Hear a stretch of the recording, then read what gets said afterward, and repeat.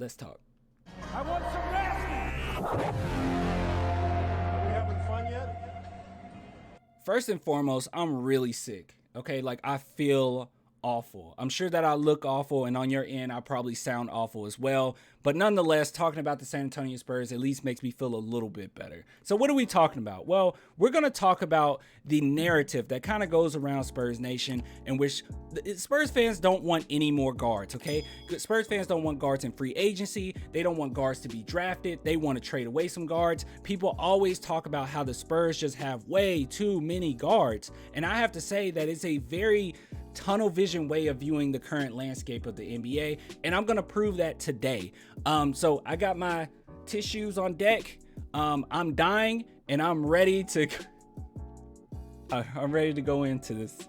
Let's go. All right, so what are we doing? We're gonna look at the top 3 teams of both conferences. So I'm gonna look at the top 3 teams of the East, top 3 teams of the West, and actually I'm throwing in the Mavericks in there just for good measure. So let's go ahead and start with the Miami Heat. If you look here, the Miami Heat has about 7 guards. If we want to count 1, 2, 3, 4, 5, 6, 7, because I'm going to count Jimmy Butler because sometimes he moves to the shooting guard position, and Tyler Hero at 8. So if we look at their roster overall, let's just look at the height alone. So a lot of people say we need some more size, we need big man, that's what we need, and that's not necessarily the case. If you look at the Miami Heat, they have 7-footers. Yeah, they have 2, but everyone under that, Bam, obviously he's a great defensive center, but other than that, they don't have a lot of big men. If you want to count Haslam, you want to count Dedmon, well, let's go ahead and scroll down. If we look at who's getting minutes in the playoffs, even Morris not getting minutes, Dedmon is not getting minutes,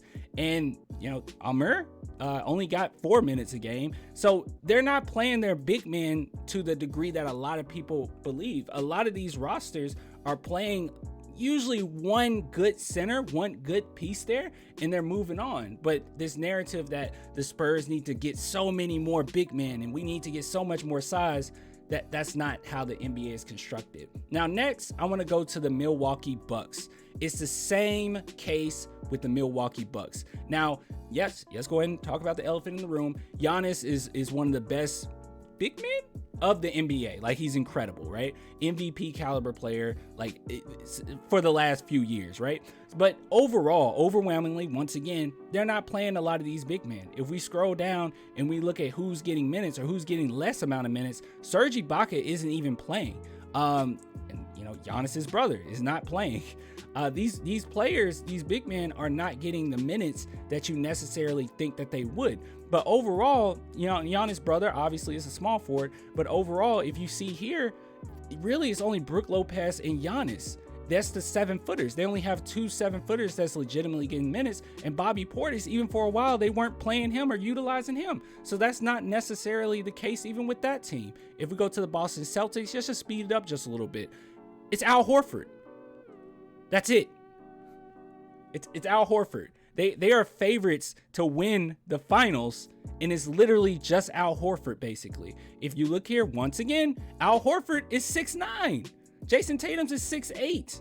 And if we scroll down and we look at who's getting minutes, once again, Luke is not getting minutes at all. He got garbage time minutes. He's their 7'2" guy. He's getting no minutes. And Al Horford is getting a plethora of minutes, sitting at 6'9". So no, they don't have all of these great big men that's making up their roster. That's not the case with them.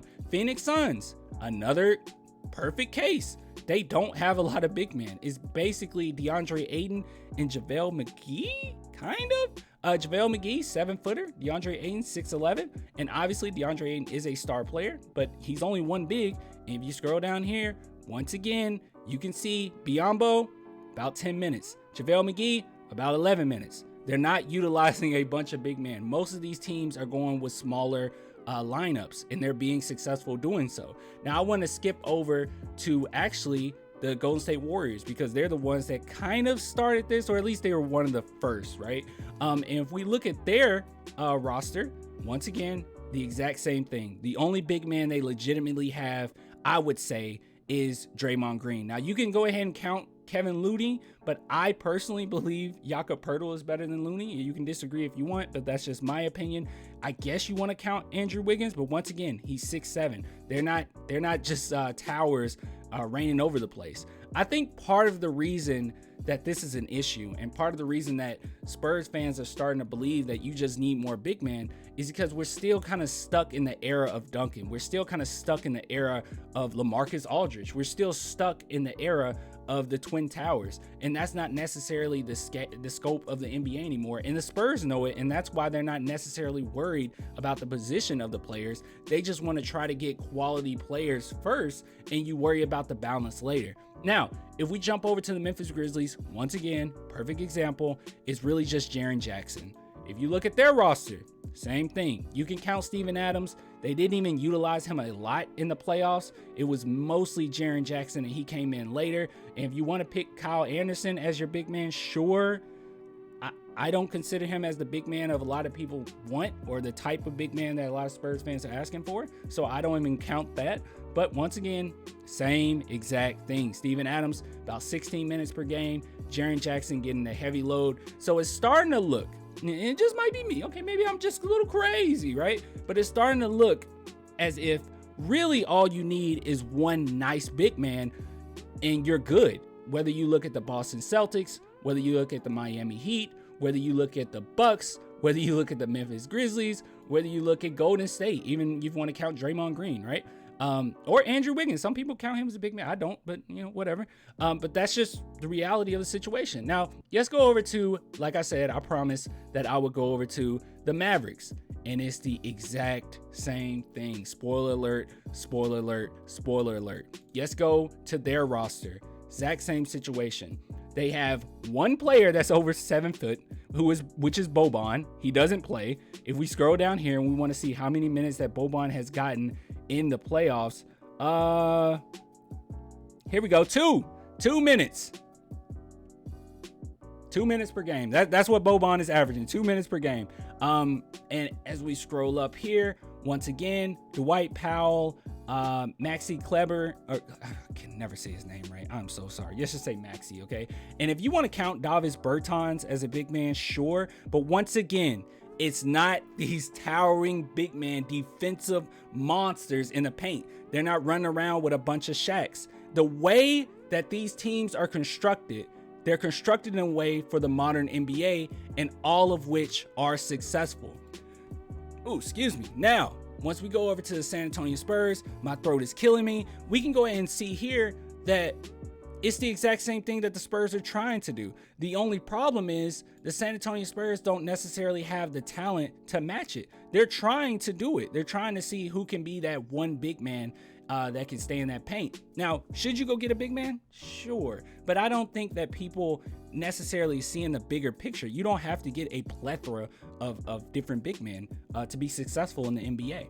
Now, if we look here, Lonnie Walker more than likely is gone.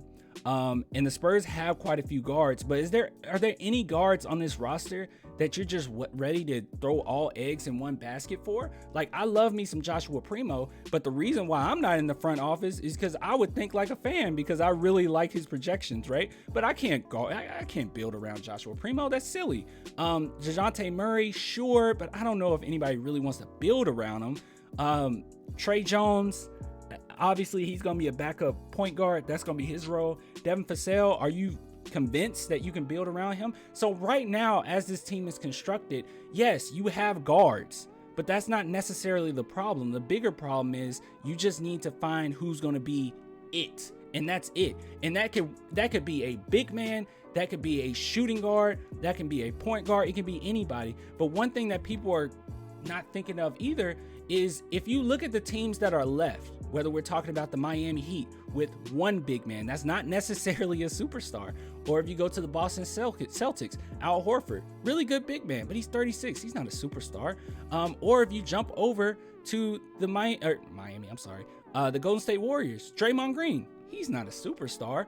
Or if you look at the Dallas Mavericks, I don't see Dirk Nowitzki on this roster. So keep in mind that guys like Embiid, guys like Giannis have already been kicked out of the playoffs. So obviously the more important thing that you need is a team that is cohesive. Okay, that is very important. But most importantly, you just need a superstar, and it doesn't matter what position that is, what role that superstar is playing in, what position he's in. It doesn't matter, because it's kind of a positionless league nowadays. So I hope that I hope that I really got through to anybody when it comes to the whole narrative that we need less guards or we need more big men.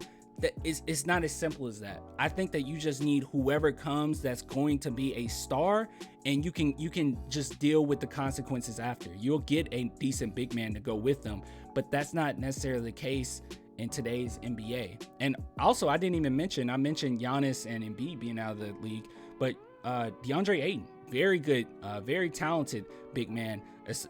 Jalen Jackson, also very talented big man, out of the NBA right now, out of the playoffs. So to be successful, it doesn't matter how many guards you have. It just matters how good your team plays together and how good your star players are. And that's really all it comes down to. So I hope that I got through to you guys at all. If you want to support the channel, only $2 a month, Patreon and YouTube members. If not, just follow me like on Twitter. Can you do that? Clan the Spurs fan.